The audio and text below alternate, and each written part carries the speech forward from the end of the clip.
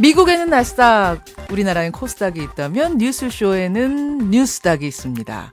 월요일의 코너 뉴스쇼 증권시장 뉴스닥. 오늘도 두 분 나오셨습니다. 세미래정책연구소 허성무 소장님 어서 오세요. 예, 안녕하십니까. 바른정당 이준석 노원병 당협위원장 어서 오십시오. 네, 아, 안녕하세요. 이번 대선에 역대 가장 많은 후보가 등록을 했다 그러죠. 그렇습니다. 예, 15명. 예. 두 분은 등록 안 하셨죠? 예.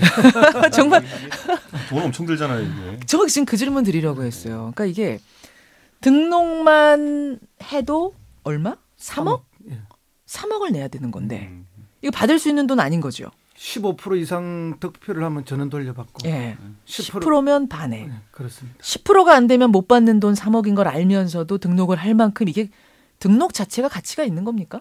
글쎄요, 투표용지에 이름 다 찍힌다고 생각해 보면은 전 국민에게 한번 홍보할 수 있는 기회인데, 다만 그렇게 하려면요, 이 등록 비용만 갖고 되는 게 아닙니다. 예를 들어 저도 이제 정당에서 이거 얼마든지 좀 살펴보니까 예. 집에 가는 공보물 있잖아요. 있죠. 그거 다 보내는데도 몇십억 듭니다. 그것도. 몇십억이 들어요? 그 프린트물 생각해 그게? 보시면 가정마다 다 본다면 몇 천만 부 인쇄해야 되거든요. 그렇죠. 몇 천만 부 인쇄 하나에 뭐 싸게 잡아서 10원이라고 해도 예, 예. 인쇄하는 데만 인력 아니겠습니까? 그러네요. 예, 그러네요. 근데 그렇기 10원일 리는 없으니까. 더 하죠. 저도 총선 때 해보니까 네. 한 개당 한 5, 60원 할 겁니다. 60원. 그리고 또 너무 초라하게 만들면 안 되잖아요. 그 예. 공포물도. 이래저래 돈이 많이 들어요. 그런데 이제 선거는 결국은 뭐 대선 같은 경우는 미디어 선거입니다. 뭐 물론 뭐 각 지역에서 지역위원장들 뭐 현역 국회의원들이 시도 의원들을 총동원해서 굉장히 열심히들 지역별 선거운동을 하지만 예, 예. 그것이 또 노리는 또 효과도 있지만 예. 결국은 전 국민을 상대로 하는 선거에서는 미디어다. 선거. 예. 미디어 선거. 그 말씀은 앞으로 치러질 토론. 예. 토론에 따라서 지지율이 춤출 수 있다는 얘기고 실제로 1차 토론 후에 지금 지지율 변동이 상당히 있죠. 그렇습니다. 예. 그렇더라고요. 자, 그것을 염두에 두면서 그 분위기 염두에 두면서 이번 주 상한가 하한가 두 분과 함께 짚어보겠습니다. 먼저 상한가 허성무 소장님 누구 골라오셨어요? 저는 뭐 청취자들이 들으면 좀 우아할 텐데요. 현재 지지율 거의 꼴찌를 달리고 있는 유승민 후보를 유승민 후보 상한가로 잡았습니다. 20일 앞두고 상한가. 네네. 이준석 위원장이 골라오신 게 아니라 지금 허성무 소장님이 골라오셨어요. 바른정당 유승민 후보. 저는 낯간지러워서 못 뽑죠. 이렇게 제가. 자, 그럼 이준석 위원장은 상한가 누구 주시겠습니까? 저는 뭐 사실 사람을 꼽기보다는 예. S사의 세탁기를 뽑겠습니다. 예. 전자제품 회사 S사의 세탁기. 예. 요거 재밌네요. 자, 잠깐 기다리시고 먼저 허성무 소장의 유승민 후보 얘기부터 좀 풀어볼까요? 왜 상한가입니까? 예, 지난 14일인가요? 13일 저녁 금요일이었죠. 예, 이렇게 예. 방송이 됐는데 첫 토론회였죠, 그죠? TV 토론. 예, 그렇습니다. 거기에서 이제 뭐 토론에서 진수까지는 아니지만 기존의 토론과는 상당히 달라진 아주 이렇게 활달한 모습들을 보여주는데 예. 그 중에서도 유승민 의원이 좀 돋보였습니다. 단연 돋보였어요. 예, 예. 그러니까 이게 이제 뭐 기존 토론에서 뭐 순간적인 순발력이나 재치, 말장난 이런 것이 아니라 체화된 지식과 체화된 정책을 이렇게 보여줬다. 그것이 이제 국민들에게 전달이 된 거죠. 예, 예. 뭐 지지율과 관계없이 제가 이제 앞으로 또 남아 있는 게 5번의 토론이 있고 그중에 그렇죠. 3번은 선관위가 하는데 예. 3번 중에 2번은 또 스탠딩 토론이에요. 서서 합니다. 그리고 이게 제일 중요한 게 뭔가 하면은 이번에는 지난번 금요일 토론은 뭐 주제가 산만했지만 네. 이제 남아 있는 토론은 경제, 사회, 그다음에 국방 분야별로 나누어서 하기 때문에 아주 이렇게 좀 집중력 있게 한 발짝 더 들어가는 토론이 될 수밖에 없거든요. 실력이 더 드러나게 그렇습니다. 되는 토론이군요. 특히 경쟁하고 있는 후보가 전 후보와의 경쟁이 아니라 예, 홍준표 후보와의 경쟁 구도거든요. 그렇죠. 유승민 후보. 보수표니까. 그렇죠. 그래서 누가 더 괜찮은 보수냐, 또 뭐 흔히 자기들끼리 하는 이야기를 하면은 누가 진짜 보수고 누가 가짜 보수냐를 그렇죠. 드러내는 한 장이 되기 때문에 유승민에게 기회가 왔다 이렇게 봅니다. 네, 이준석 위원장. 지금 네. TV 토론으로는 이렇게 유승민 후보에 대한 칭찬이 막 쏟아지고 네. 여론조사도 TV 토론 후에 치고 올라가고 있고 유승민 후보가 네. 이런 상황인데 당에서는 유승민을 강제로 사퇴시켜야 한다라는 논의가 이루어졌다라는 예. 보도가 주말 사이에 나왔습니다. 이게 도대체 무슨 얘기예요? 그러니까 첫째로는요, 지금 바른정당에 계신 분들이 대부분 보수 여당 출신이기 때문에 예. 이런 선거를 안 해본 겁니다. 이런 선거가 무슨 선거예요? 그러니까 매번 큰 집에서 이렇게 어허, 큰 넉넉하게, 집에서, 넉넉하게 하던 선거를 하다가 이제 뭐 후보가 뭐 한 자릿수 지지율 나오고 이런 상황을 겪어보지 않았기 때문에 좀 조급함이 이제 좀 존재하는 것 같고요. 그리고 두 번째로는 올해 대선 이후에 내년에 다가오는 거 지방선거이기 때문에 예, 또 예. 지방선거에서 뭔가 또 본인의 정치적 진로를 찾고 계신 분들 같은 경우에는 어떤 타당과 연대 같은 걸 적극적으로 생각할 수밖에 없습니다. 아, 내가 어느 지역에 가서 출마를 해야 되는데 그러면 그 당은 사실 바른정당 지금 입지가 없고 예. 다른 당 쪽으로 혹시 그럼 옮길 생각도 하는 분들이 있단 말이에요? 뭐 합당까지도 거론하는 분들이 있습니다. 그 대표적인 게 뭐냐면 예를 들어 지금 국민의당 같은 경우에는 수도권 기반이 거의 없기 때문에 그렇죠. 지금 바른정당의 다선 의원들 중에서 수도권 의원이신 분들 같은 경우에는 일부가 지금 뭐 혹시 내년에 이제 뭐 경기도지사나 아니면 또 그 서울시장 선거에 의향이 있으신 분들은 그쪽이랑 합쳐야 되는 거 아니냐라는 취지로 이제 말씀하시는데 워낙 그분들은 지금 1년 뒤가 선거라 생각하니까 다급하게 지금 움직이시는데 또 바른정당 전반적으로는 뭐 그럴 의견이 뭐 소수일 겁니다. 원래 계산이 빠르고 내공이 얕은 분들이 항상 선거 때 좀 불리하면 이런 이야기를 먼저 꺼내죠.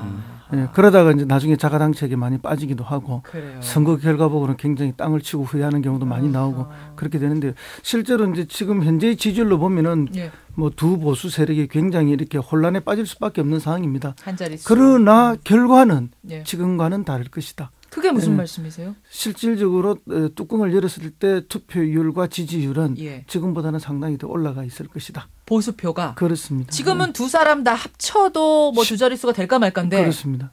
근데 분명히 더 올라가 있을 거다. 그거는 왜 그렇게 보세요? 무슨 근거로? 이게 이제 실제 대구 경북을 중심으로 하는 샤이 보수들이 있는 거죠. 그 샤이 보수가 이제 다른 데로 간다. 이거는 상상하기가 좀 어렵죠. 그리고 흔히 뭐 전략적 투표를 할 것이다 하는데 실제 그 전략적 투표의 비중은 그리 높지 않을 것이라고 봅니다. 그렇게 보시는. 그리고 생각해 보시면요. 예를 들어 자유한국당, 바른정당 그런 선택을 하기 좀 어렵습니다만 자유한국당 같은 경우는 마지막에 정말 우리가 숫자는 맞춰야 되지 않겠냐는 생각으로 선거에 뛰게 되면요. 할 수 있는 말이 너무 많습니다. 예를 들어 당장 지금 뭐 태극기 집회에 나오는 세력들 적게 잡아도 한 15% 정도 된다고 하고 전 국민에 그렇게 되면은 거기다 대고 그냥 박근혜 대통령 즉각 사면 걸어버립니다. 그러면은. 급박해지면 그러면 15% 받는 겁니다. 그거는. 그러니까 뭐 그런 형태의 극단적인 어떤 표현들로 나올 수 있기 때문에 지금과 같은 여론조사 지지율대로 나오진 않을 겁니다. 그럼 지금 여론조사 지지율은 왜 이렇게 나오는 거예요? 왜 안철수 후보가 상당히 올라가고 보수의 지지표를 받고? 흔히 많이 지적하지만 안철수 후보의 지지는 유목민족 지지율이고 그 문재인 후보의 지지율은 농경민족 지지율이라는 그런 얘기가 있어요. 농경민족 지지율은 있어요. 정착이 딱 돼 있는 거고 이제 유목민족은 뭐 기동성이 뛰어나고 파죽식세의 그런 건 있지만 확장성이 분명히 있지만 또 그게 굉장히 부침이 심한 거죠. 그러니까 두 후보가 그 부분을 지금 잡아야 되는 거군요. 농경민족은 어떻게 하면 더 인구를 늘릴까? 재밌습니다. 한참 얘기했네. 허성무 소장의 상한가, 유승민 후보. 이준석 위원장은 상한가로 S사의 세탁기를 꼽아오셨어요? 참 아이러니컬한 게 지금 자유한국당 후보가 이 말했다는 게 지금 뭐 사실 자유한국당 소속 대통령의 어쨌든 과오로 지금 정작 삼성의 그 총수는 구속돼 있는데 이렇게 삼성 세탁기를 또 띄워줬으니까 TV 토론에 그야말로 어떻게 하다 보니까 하이라이트가 됐어요. 삼성 세탁기 논란이 논쟁이. 잠깐만 제가 정리하고 갈게요. 혹시 못 보신 분들이 있을지 모르니까 홍준표 후보가 내가 대통령이 되면 대한민국을 세탁기에 한번 넣어서 돌리겠습니다. 이렇게 얘기를 했어요. 그랬더니 유승민 후보가 아니 후보 자신부터 좀 들어갔다 오세요. 그렇죠. 홍 후보가 난 이미 들어갔다 왔다. 심상정 후보가 그 고장난 세탁기 아니냐 이렇게 돼서 한바탕 웃음이 벌어진 거잖아요. 그렇죠. 근데 지금 사실 뭐 자유한국당 같은 경우에는 세탁기에 당전체를 좀 넣고 빨아야 되는 시점이 아닌가. 왜냐하면 그게 진행이 안 됐기 때문에 보수 단일화도 안 된 거고요. 예를 들어 뭐 진박 세력에 대해 가지고 최소한의 청산까지는 아니더라도 어떤 징벌적인 조처들이 없었기 때문에 지금 이렇게 된 거고 좀 구호는 컸지만은 실제로는 뭐 홍준표 후보와 자유한국당이 현재 처한 상황을 역설적으로 드러내는 그런 세탁기 논쟁이 아니었나 싶습니다. 그러니까 보면 말이죠. 저 이제 1차 토론 처음부터 끝까지 다 1시까지 봤습니다. 봤는데 제일 웃었던 부분이 그 삼성 세탁기 부분이었고 솔직히 홍준표 세탁기가 그 다음날 실시간 검색어 하루 종일 랭크됐어요. 그렇죠. 근데 이게 홍준표 후보의 지지율로는 연결이 안 됐단 말입니다. 그렇습니다. 이거 어떻게 분석해요? 그래서 이제 뭐 이슈는 되는데 왜 지지율은 이해창 전 총리가 있죠. 홍준표 후보가 그분을 만났어요. 그랬을 때 그분이 홍준표 후보에게 충고한 한마디가 있습니다. 이회창 전 총재 충고? 충고. 보수의 품격을 보여달라. 아마 이제 그 홍준표 후보의 여러 가지 어려움 중에 하나가 이제 그런 보수의 포심을 잡지 못하는 데는 그런 문제가 하나 있지 않는가. 품격. 그러니까 이게 홍준표 후보의 뒤에 이제 있는 그런 보수 우파의 우군들이 누구냐? 사실 그렇게 많이 없습니다 지금.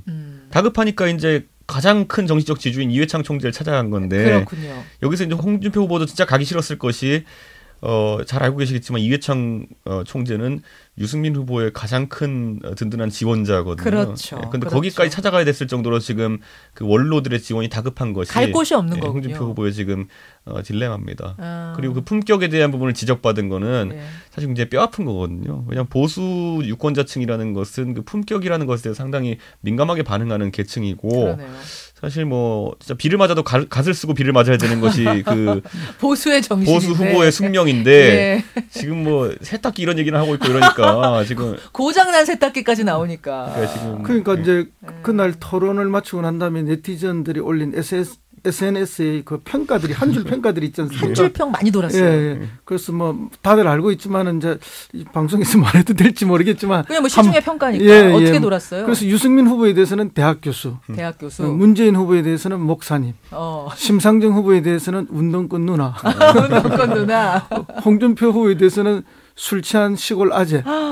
좀 너무 낮술 드신 시골 아재. 뭐 그렇게 돌았어요. 순화해서 옮기셨네요.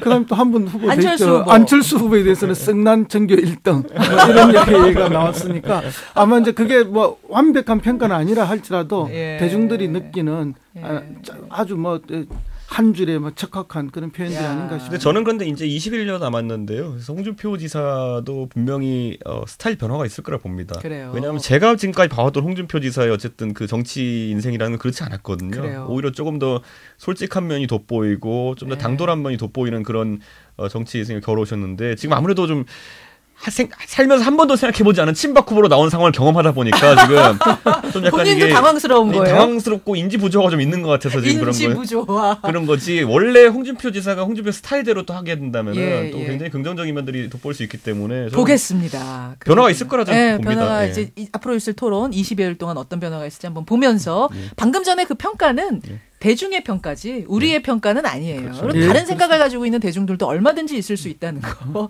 대학 교수, 전교 1등, 아재까지 다 나왔습니다. 뉴스쇼 증권시장 뉴스닥. 바른정당 이준석 노원병 당협위원장, 세미래정책연구소 허정무 소장과 함께하고 있습니다. 하한가로 가보죠. 하한가. 허 소장님, 하한가 누구 주셨습니까? 저는 김수남 검찰총장을 하한가로 잡았습니다. 김수남 총장. 이준석 위원장은 누구 뽑아오셨어요? 저는 뭐 주민 참정권을 뽑았습니다. 참정권. 먼저 이준석 위원장 얘기부터 좀 들어볼까요? 예. 주민 참정권이 왜 하한가입니까?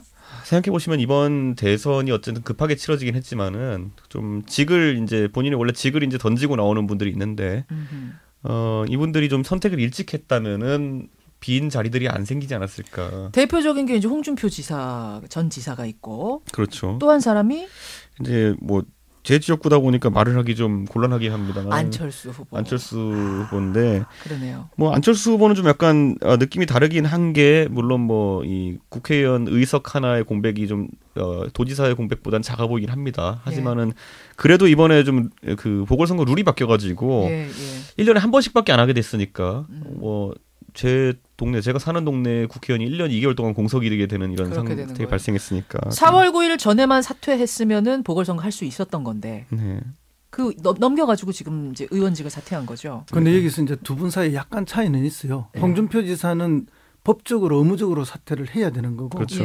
그다음에 안철수 의원은 사퇴를 안 해도 되죠. 법적으로 되네요. 그러니까 본인의 결심을 늦게 이제 결기를 보여주기 위해서 결심한 거기 때문에 이 부분에 대한 비판은 하기 어려운 부분이 있습니다. 그런데 이제 결국은 또 공통점이 뭔가면은 두 사람 다 자기 위주의 삶만 산다는 거예요. 자기가 그런 행동 또 자기의 뭔가 유익함을 위해서는 어떤 결기를 보여주든 뭘 하든 뭐 다 할 수 있는 일이죠. 대선에 나갈 수 있는 거고 또 그건 우리가 또 격려하고 박수 쳐야 될 일이지만 그러면 뒤처리를 더 잘해야 되는 거예요. 그러면 남을 위한 배려, 또 도민을 위한 배려, 또 국민을 위한 배려, 시민을 위한 배려들이 있어야 되는데 예를 들면 노원 같은 경우에는 그 지역 국민들이 1년 2개월, 14개월 동안 국회의원이 없는 거예요. 헌법기관이 사라져버린 자기들을 대변해줄 헌법기관이 사라져버리는 거고 경남도민 역시 마찬가지죠. 어쨌든 헌법 정신상 지방자치를 하게 돼 있는데 그게 없어지고 관선이 14개월 동안 진행되는 거 아닙니까? 대행으로. 그러면 거기도 헌법 정신, 지방자치 정신이 말살되는 거고 그러네요. 참정권이 박탈당하는 건 양쪽 다 마찬가지인 그건 또요. 그래서 이런 것들을 보면은 이 두 분이 큰 일을 하고 싶어하고 또 뭐 자신의 어떤 결심을 갖고 좋은 일을 하려 하는 거는 우리가 뭐 박수 치줄 일이지만 그러나 거기에도 전제가 있다. 내 위주보다는 더 국민과 시민을 배려하는 모습을 그러네요. 하는 게 좋겠다 이런 생각입니다. 아니 그러고 보니까 허성무 소장님은 경남이 이제 터전이시고 네네. 경남지사도 꿈 꾸시는 분이고 예, 꿈만 꿨습니다. 이준석 위원장은 잘 아시다시피 지역구가 서울 노원병이고 예. 두 분 악수 한번 하세요. 처지가 비슷하시네. 공교롭게도 그렇게 됐는데 어쨌든 중요한 건 주민 참정권. 이번에 그 두 지역에 있어서는 어쨌든 주민들이 좀 난감한 상황이 됐다는 건 분명합니다. 그렇습니다. 예, 뭐 후보의 자유이긴 하지만 그래요. 그런 의미에서 하한가.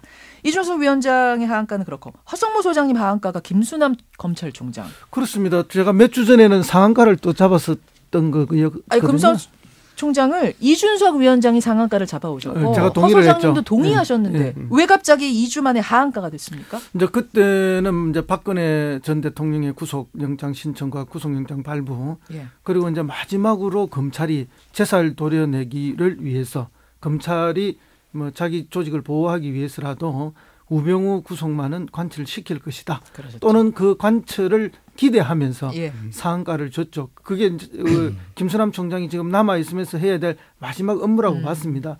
그렇게 했는데 사실은 이게 뚜껑을 열고 보니까 특검에서 조사했던 내용의 반도 채 그 구속영장 청구 사유에 넣지도 않았고 적질 않았어요. 그다음에 그 핵심 중에 핵심인 세월호 수사와 관련돼서 영장 집행에 방해를 한다든지 수사에 부분? 관여를 한다든지 했던 이게 핵심 이게 사실 검찰법을 위배하는 거거든요. 법무장관을 통해서 수사지휘를 할 수 있지만 그렇지 않은 수사간섭은 다 이게 불법이에요. 그렇죠. 그런 명백한 영장이 발부될 수 있는 사유를 뺐다든지 그다음에 가족회사 정광의 불법사실 비리사실을 뺐다든지 이런 것들은 검찰이 사실상 구속영장을 발부받고 싶은 생각이 없지 않았느냐. 그래서 구속영장 청구라는 행동은 취했지만 사실은 소극적으로 취하고 오히려 기각되기를 바라는 듯한 모습이 아니었느냐 이런 국민들의 의혹을 사고 있고 또 일부 보도에 의하면은 우병우 전 수석이 검찰에게 굉장히 강하게 협박을 했다는 이야기도 있지 않습니까? 있어요. 그게 뭐 협박을 했던 감사기든 아니면 둘 다가 섞였던. 잠깐 그 협박을 했다는 부분은 아직 확인은 안 됐지만 그렇죠. 나 혼자 죽지 않는다라는 얘기를 했다는 그렇습니다. 지금 설이 있죠. 그런 일부의 보도가 있었고요. 그래서 그게 뭐 어느 쪽이든 아니면 둘 다가 섞였던 결국 검찰의 이런 모습은 우리가 가장 우려했던 모습이고 결국은 이것은 제도 개선을 통해서 검찰을 개혁하지 않으면 안 된다는 숙제를 다시 던져줬다. 그것이 검경수사권 분리 독립의 문제가 제도적으로 만들어져야 되고 검찰의 기소 독점권을 깨야 되고 또 고위공직자 비리 수사처를 만들어야 된다. 이런 제도적 개선을 통해서 검찰을 자기들만의 검찰 또 자기들의 권리와 반칙과 특권을 지키는 검찰이 아니라 국민의 검찰로 우리가 만들어야 할 과제를 다음 정권에 줬다. 그런데 좀 특이한 것이 보통 이제 대통령이 있을 때는 대통령이 뭐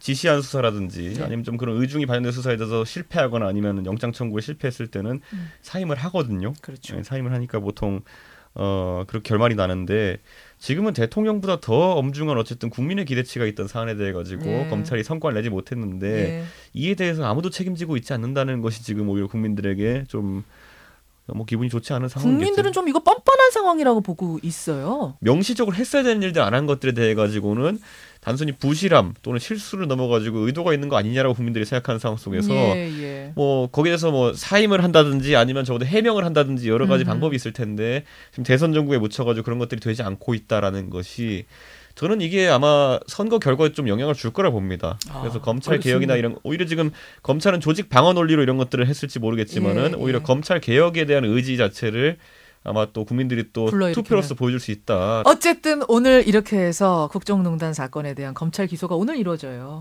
오늘 이루어집니다. 이 얘기는 이제 수사가 일단락이 된다 이 얘기죠. 참 길었던 겨울. 돌아보면 지난 가을부터 겨울까지 우리가 어떻게 지내는지 모르겠어요. 온 국민이. 그러니까요. 그렇죠. 대한민국 전체가 남녀노소 할 것 없이 이 국정농단 사건에 온 에너지를 쏟아넣었던 그 시간이 오늘 이제 마무리가 일단락은 됩니다. 재판은 수사보다 더 길죠. 그렇습니다. 더 깁니다. 년 단위를 갖고 해야 됩니다. 이거는. 그렇습니다. 그것도 1심만 그렇고 2심, 3심까지 가려면 엄청나게 참 어려운 일이지만 우리가 끝까지 끝날 때까지 끝나는 게 아니라는 생각을 가지고 관심 가져야 된다는 거. 요 얘기로 마무리를 짓죠. 오늘 뉴스다. 오늘 두 분 감사드리고요. 오늘 상한가 보드에는 유승민과 S사의 세탁기, 하한가 보드에는 김수남 총장 그리고 주민 참정권 올리면서 두 분과 인사드리겠습니다. 고맙습니다. 네, 예, 감사합니다. 세미래정책연구소 허성무 소장, 바른정당 이준석 노원병 당협위원장이었습니다.